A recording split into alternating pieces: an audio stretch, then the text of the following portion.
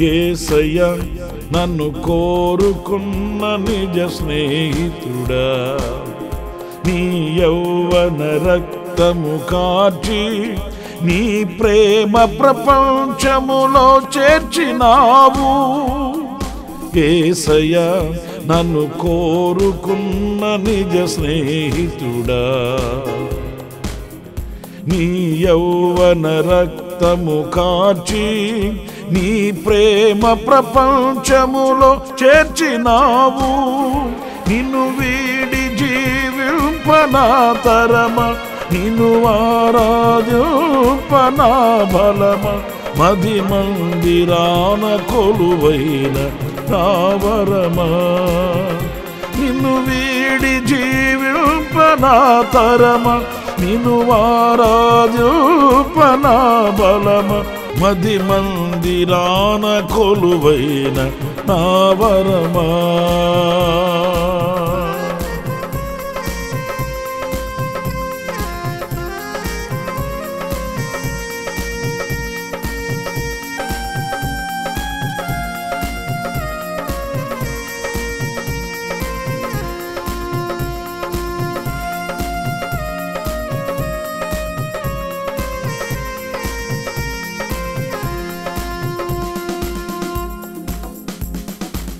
నీ సంపూర్ణ సమర్పణయే లోక కళ్యాణము, నీ శక్తి సంపన్నతలే ఇలా ముక్తి ప్రసన్నతలు.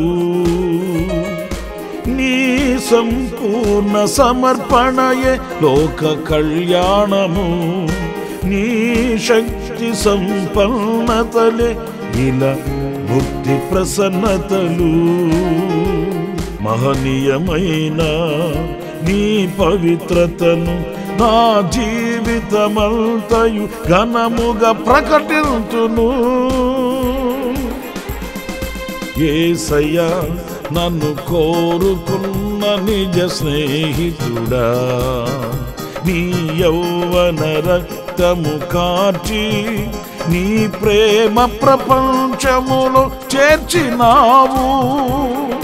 యేసయ్యా నన్ను కోరుకున్న నిజ స్నేహితుడా, నీ యౌవన రక్తము కార్చి నీ ప్రేమ ప్రపంచములో చేర్చినావు.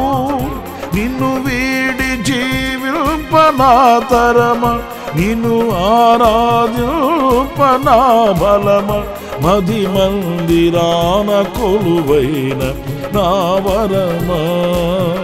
నిన్ను వీడి జీవింపనా తరమ, నిన్ను ఆరాధింపనా బలమ, మది మందిరాన కొలువైన నావరమా.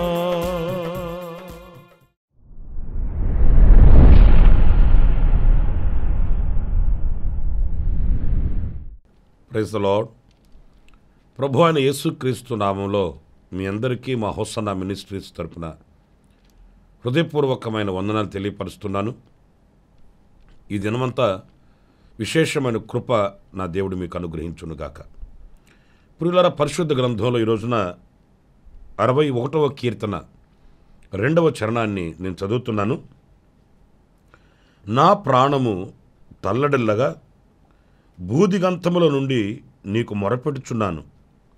నేను ఎక్కలేనంత ఎత్తైన కొండపైకి నన్ను ఎక్కించుము. ప్రియులారా, చూడండి ఈ వాక్య భాగంలో నేను ఎక్కలేనంత ఎత్తైన కొండపైకి నన్ను ఎక్కించుము అనే ఆశ ఈ దైవజనుని హృదయంలో మనం చూస్తూ ఉన్నాము. అంటే ఆయన ప్రాణము తల్లడిల్లగా ఆయన ప్రభు సన్నిధిలో మొరపెట్టుకుంటున్నాడు.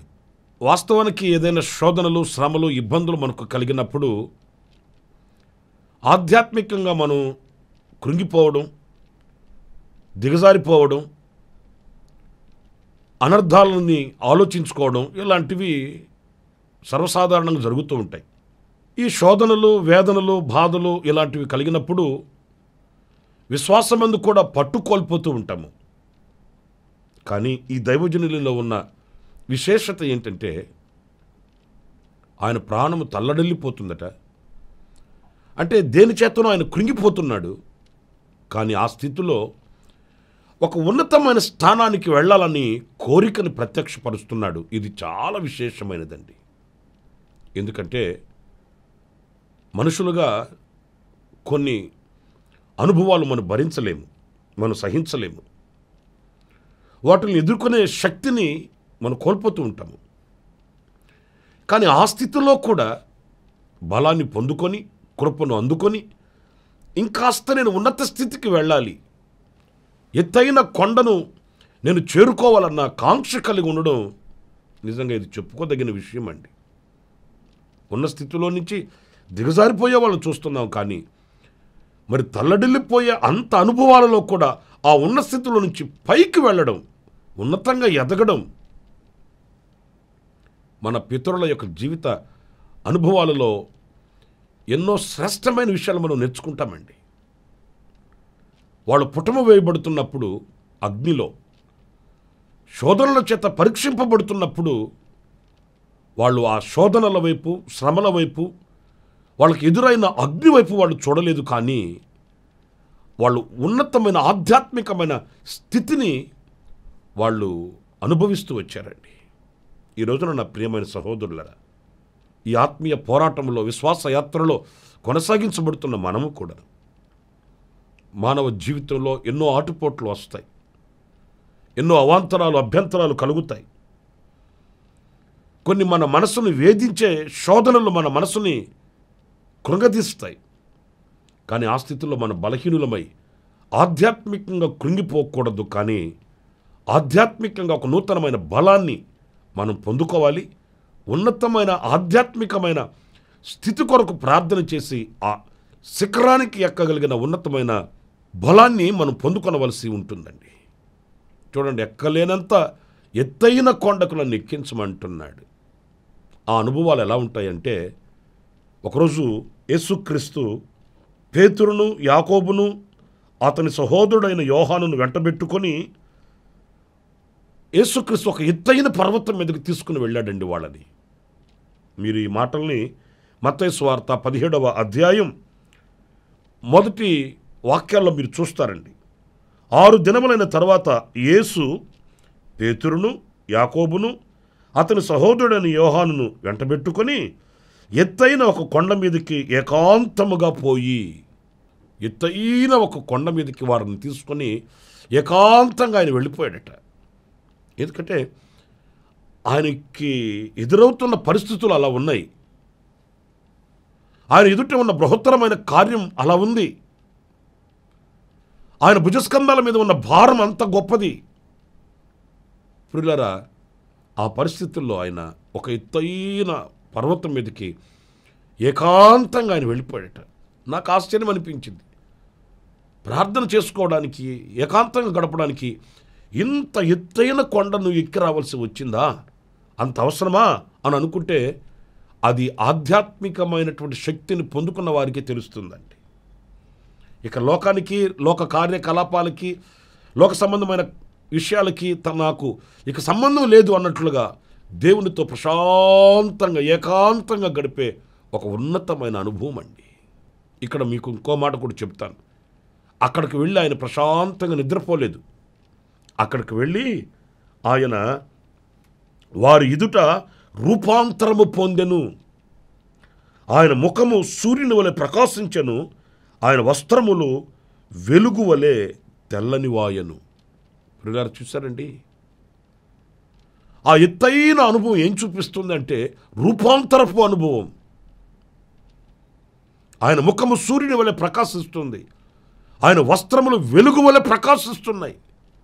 ఆ ఎత్తైన కొండ మీద జరిగే ఆ మార్పు ఏంటి అనంటే ఆ రూపాంతరపు అనుభవాలలో మనం ప్రత్యక్షం అవ్వడం. నిజమే, మనం ఎక్కి వెళ్ళే కొద్దీ, ఉన్నతమైన స్థితిలో నిలిచే కొద్దీ ఆ ప్రకాశాన్ని మనం పొందుకోగలుగుతామండి. ఆ వెలుగు సంబంధమైన జీవితాన్ని మనం ప్రత్యక్షపరచగలుగుతామండి.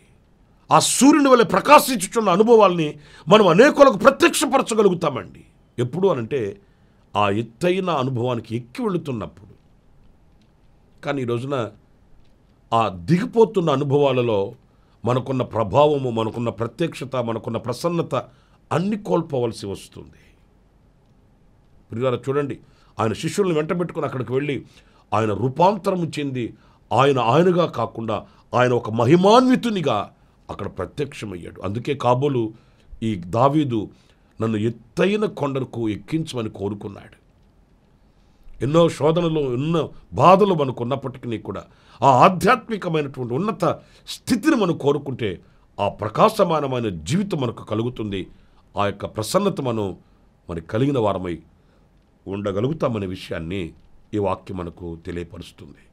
ఇంకొక మాట, ప్రకటన గ్రంథం 21వ అధ్యాయం 10వ వాక్యాన్ని నేను చదువుతున్నానండి. ఆత్మవశుడనై ఉన్న నన్ను ఎత్తైన గొప్ప పర్వతం మీదకి కొనిపోయి యెరూషలేము అను పరిశుద్ధ పట్టణము దేవుని మహిమగలదై పరలోకమందున్న దేవుని యొద్ద నుండి దిగివచ్చుట నాకు చూపెను. చూడండి, వాక్య భాగంలో ఆత్మవశుడై ఉన్న ఆయన్ని ఒక ఎత్తైన గొప్ప పర్వతం మీదకు తీసుకుని వెళ్ళాడంట. ఈ ఎత్తైన గొప్ప పర్వతం మీదకు తీసుకుని వెళ్ళినందువలన అతను చూసిన దర్శనం ఎలాంటిది అనంటే దిగివచ్చుచున్న పరిశుద్ధ పట్టణం. ఇది పరలోక రాజ్యమును గురించిన ఒక దర్శనం అండి. పిల్లలు, ఎప్పుడైతే మనం ఆ ఉన్నతమైనటువంటి పర్వతపు అనుభవానికి వెళ్ళగలుగుతామో, ఎప్పుడైతే ఆ ఉన్నతమైన శిఖరానికి మనం చేరుకోగలుగుతామో, ఆనాడు పరలోక రాజ్యమును గురించిన ఒక మంచి దర్శనం మనకు ఉంటుందండి. ఈ లోక సంబంధంగా ఉన్న వ్యక్తులకి పరలోక రాజ్యమును గురించిన దర్శనం ఉండదండి. వాళ్ళు ఏమంటారంటే, ఏమోలేండి, ఎవరు చూశారేంటో, సత్యం తర్వాత తక్కిడో బిక్కుడో అంటారండి. ఈ లోక సంబంధమైనవి వాళ్ళకి ఘనముగా కనిపిస్తాయి. కానీ ఆత్మ సంబంధమైన వ్యక్తికి, ఒక పర్వత అనుభవాల్లో ఉన్న వ్యక్తికి, ఎత్తైన శిఖరానికి ఎక్కిన వ్యక్తికి స్పష్టంగా కనబడుతుంది పరలోక రాజ్య దర్శనం. ఆ దర్శనం ఎంతో శ్రేష్టమైనది. పిల్లలు, ఈ లోకంలో మనం ఇలాంటి దర్శనం కలిగి ఉండాలండి. ఈ దర్శనం మనల్ని ఎన్నడూ కూడా విడిచిపెట్టకూడదు, విడనాడకూడదు, తోలనాడకూడదు, మనకు మరుగవ్వకూడదండి. ఎప్పుడు ఆ దర్శనం చేత మనం ప్రభు రాకడ కొరకు వేచి చూడాలి. మనల్ని మనం పరిశుద్ధపరచుకోవాలి, మనల్ని మనం సిద్ధపరచుకోవాలి. ఆ పరలోక దర్శనం మనకు ఆనందాన్ని ఇస్తుంది, బలమునిస్తుంది.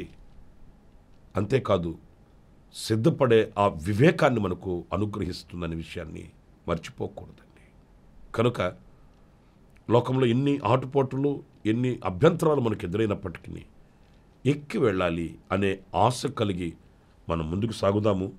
ఆ రీతిగానే ఎక్కి వెళ్ళిన అనుభవాలలో రూపాంతరపు అనుభవం కనిపిస్తుంది, పరలోకపు దర్శనపు అనుభవాలు మనకు కనిపిస్తున్నాయి. ఇలాంటి దర్శనం, ఇలాంటి అనుభవాలు కలిగి ముందుకు సాగుదాం. అలాంటి కృప ప్రభు మనందరికీ అనుగ్రహించునుగాక. ఆమేన్.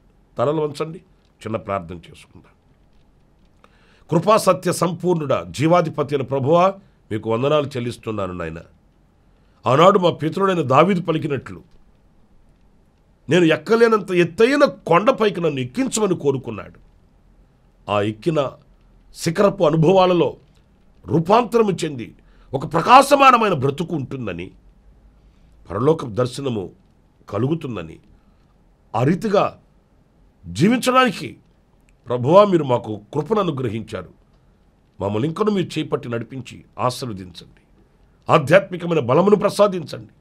ఎదురవుతున్న ప్రతిదీ కూడా ప్రభువా మమ్మల్ని కృంగదీసేవి కాకుండా మేము ఇంకా ఆ స్థితిలో ఆధ్యాత్మికంగా బలపరచబడి ఒక శిఖరానికి ఎక్కే అనుభవాలకి రావడానికి మీరు మాకు కృపను అనుగ్రహించి నడిపించమని, ఇదిగో ఈవేళ ఎందరైతే శోధనల చేత, బాధల చేత కొట్టుమిట్టులాడుతున్నారో వారికి ఈ యొక్క వర్తమానం ఊరట కలిగించినట్లు, నిరీక్షణను కలిగించినట్లు, విశ్వాసాన్ని కలిగించినట్లుగా సహాయం చేయండి, బలపరచండి. మీరు మేము ఏకమగు వరకు మీ కృప సంపత్తిని బట్టి మీరు మమ్మల్ని దృష్టించి నడిపించమని మమ్మల్ని మీ చేతులకు సమర్పించుకుంటూ యేసు ప్రశస్త నామములో ప్రార్థన చేసి వేడుకొనుచున్నాను తండ్రి.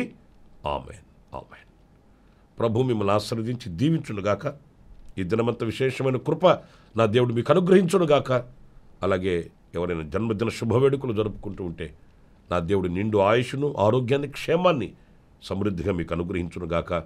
శ్రమలలో ఉన్నవానికి ఆయన తోడై, నీడై, కృపనిచ్చి విడుదలిచ్చి కాపాడునుగాక. ఆమేన్.